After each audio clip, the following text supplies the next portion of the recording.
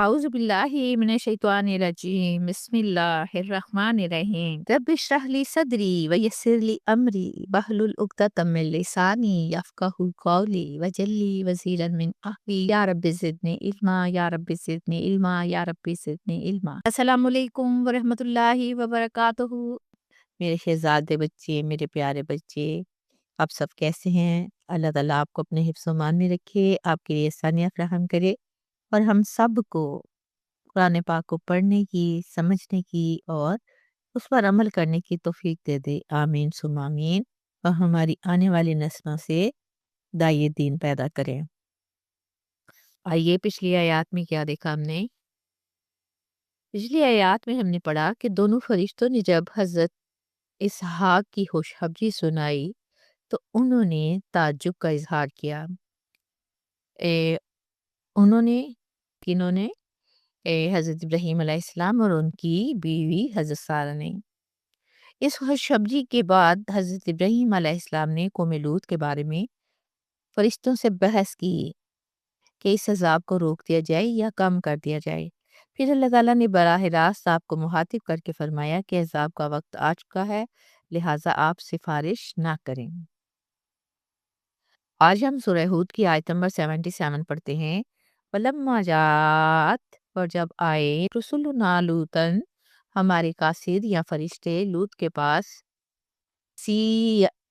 سیابہم وہ مغموم ہوا ان کی وجہ سے، وَضَاقَ بِہِمْ اور تنگ ہوا ان کی وجہ سے، یعنی کہ دل میں تنگی محسوس کی، ذرعن دل میں، وَقَالَ هَٰذَا يَوْمٌ عَصِیبٌ اور کہا یہ دن بہت سخت ہونے والا ہے۔ اور جب اللہ سبحانہ و تعالیٰ کے بھیجے ہوئے فرشتے حضرت لوط علیہ السلام کے پاس آئے، آپ جانتے ہیں نا کہ یہ وہی فرشتے ہیں جو حضرت ابراہیم علیہ السلام کو حضرت اسحاق کی خوشخبری دے کر قوم لوط کو عذاب دینے کے لیے آئے تھے۔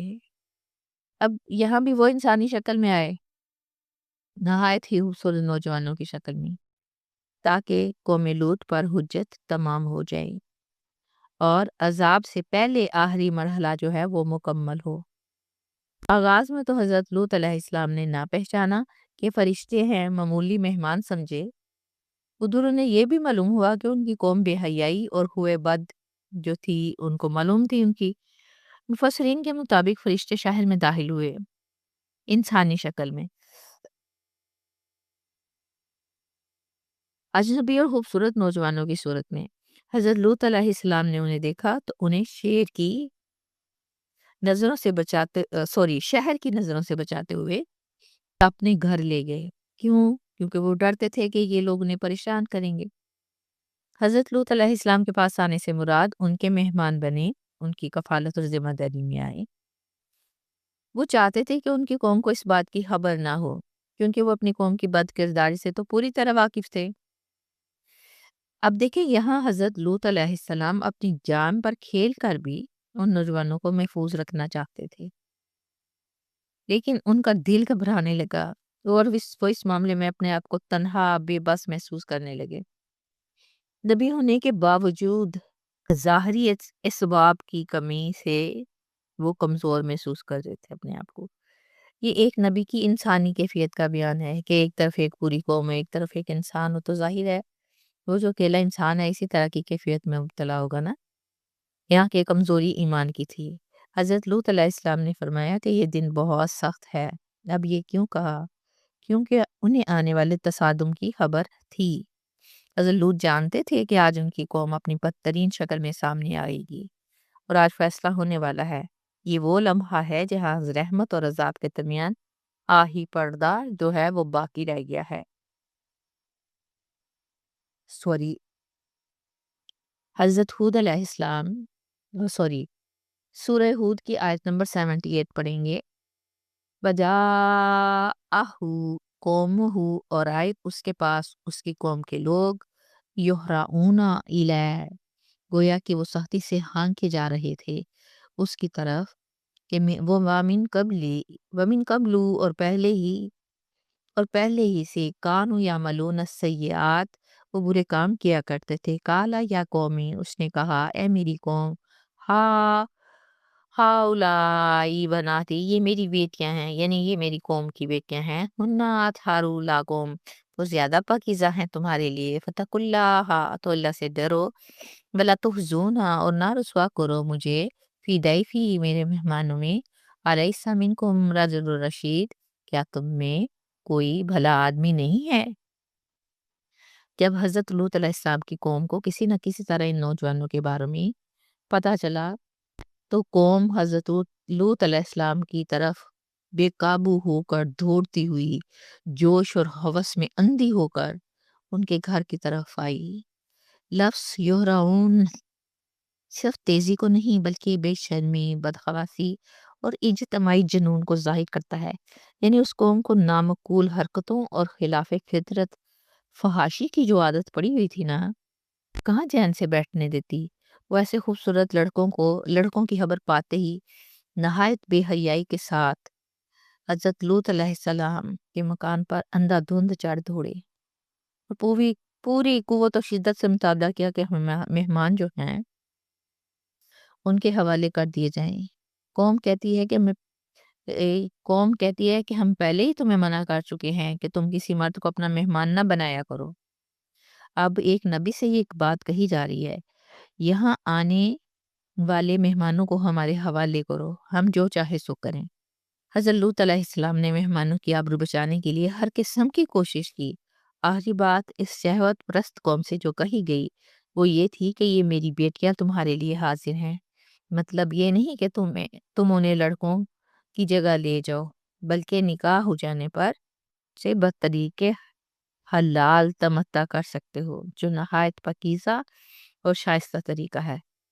اللہ تعالیٰ سے ڈرنا چاہیے کہ پاک اور مشروع طریقے کو چھوڑ کر ایسے خلاف فطرت گندے کاموں میں مبتلا ہوتے ہو۔ انہوں نے کہا کم از کم میری ہی رعایت کر دو کہ میں ان مقدس مہمانوں کے سامنے شرمندہ اور رسوا نہ ہوں۔ مہمان کی بے عزتی ایسے ہے نا کہ میزبان کی بے عزتی ہے، لیکن تم میں سے ایک شخص بھی ایسا نہیں جو سیدھی سادی باتوں کو سمجھ کر نیکی اور تقوی کی راہ اختیار کرے۔